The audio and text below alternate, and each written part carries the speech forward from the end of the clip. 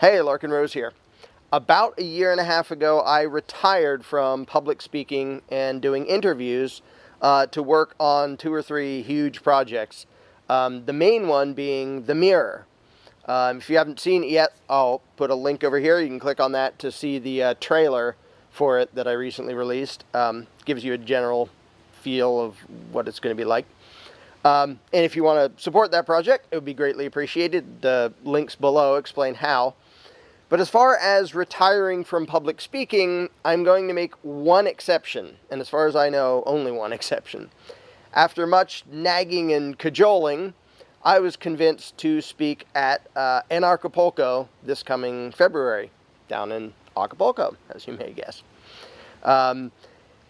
And the talk there relates somewhat to The Mirror. And I haven't yet been to a Anarchapulco.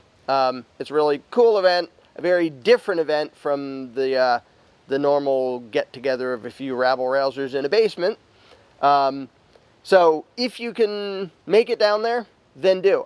If you go to reserve tickets, and I'll put the link for where to do that below too, if you put in Larken, L-A-R-K-E-N, in the promo code, you'll get 10% off the price.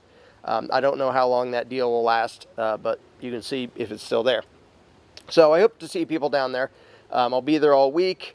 In addition to giving my talk, that's a tiny percentage of the time. Mostly what I'll be doing is chatting with whoever happens to be there for the week. And I expect to get almost no sleep that week. And I'm even getting a passport just to be able to go down to Mexico. Yeehaw.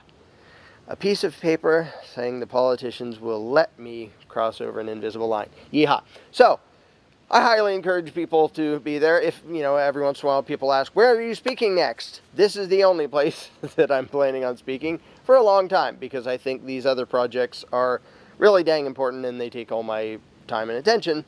But if you want to see me down in Anarchapulco, along with a bunch of other troublemakers, in the purely anarcho-capitalist get-together, as opposed to a bunch of get-togethers which is sort of pro-freedom, but a bunch of it is sort of freedom light, also known as slavery light, also known as minarchism.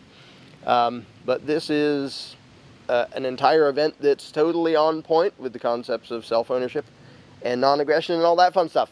So if you can find a way to be down there, and I will see you there.